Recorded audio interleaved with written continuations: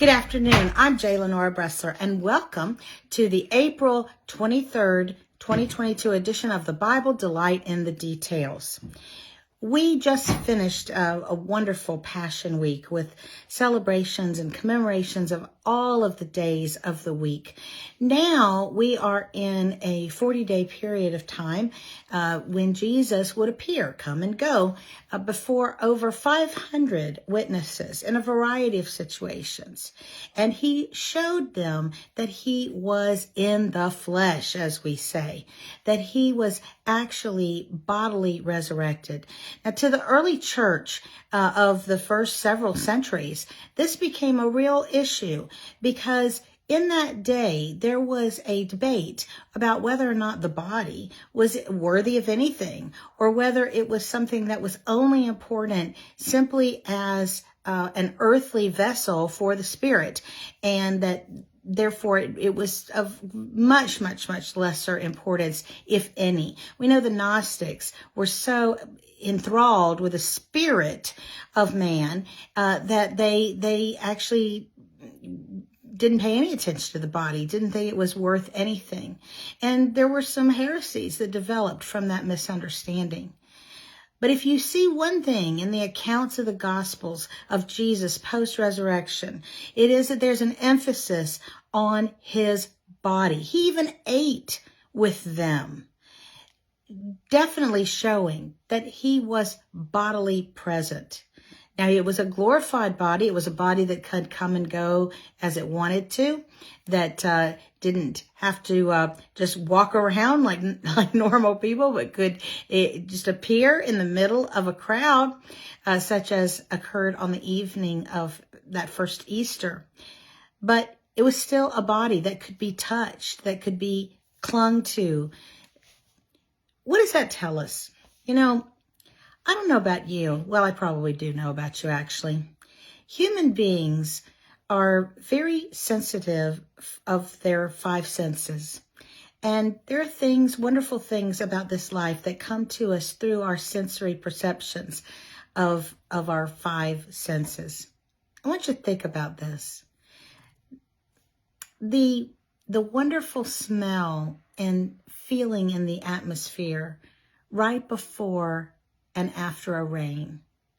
The way you feel when you slip beneath the sheets of a freshly made bed, where maybe there's a slight scent of lavender or even detergent that reminds you of just how fresh and clean that is, and the crispness of those sheets.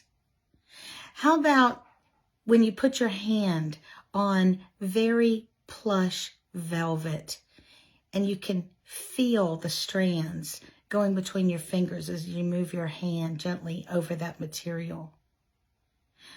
What about when your nostrils take in the smell of unexpected orange blossoms as you're riding along in a car and you realize, I've just passed an orange grove? Or how about the smell of freshly baked bread? Or that rapturous first taste of your favorite meal? How about when you snuggle up to someone you love, or put your hand on their arm walking? There's so many sensual pleasures that we love in this life. Are they going to be gone in heaven? I think the fact that there's such an emphasis in the Gospels on Jesus's bodily resurrection, and emphasis in all of the Pauline letters that we will have those type of bodies, that we will experience a bodily resurrection, is very important, a very important thing. You see, Jesus is not here to make a new thing. He's here to make things new. He is here to make perfect what has gone wrong. There are still a lot of things right about this world that God made, and many of the pleasures that we enjoy physically are part of those. They are brief glimpses of the things that we were meant to experience, but in their absolutely perfected, unadulterated states.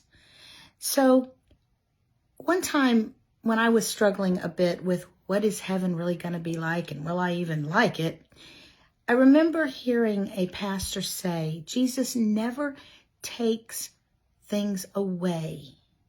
He always gives you more. That's probably one of the reasons why my favorite verse is John 10:10, for I have come to give life and life more abundantly. So whatever you love in this world, if it is a good thing, then it is a gift that has come down from the Father of lights. And Jesus said he is coming and his rewards are with him. So whether it is the excitement and electricity that you feel in a theater as you sink down into those beautiful red velvet cushions, or if you're a woman, you'll understand this, that rustle sound of a beautiful skirt as you spin around, and the feel of that material as it surrounds you like a beautiful swirling cloud, or whether it's the taste of your favorite food or the smell of a long forgotten fragrance that brings up a memory, or even the emotion that you feel, and maybe the swelling of your eyes and the constricting of your throat when you hear a beautiful piece of music. Those things are not going to be lost. There will be abundant life now and forever after. It almost makes you wish you could go right now, doesn't it? But we have work to do. I'm J. Lenora Bressler. Visit me on the next edition of the Bible, Delight in the Details. Have a great day.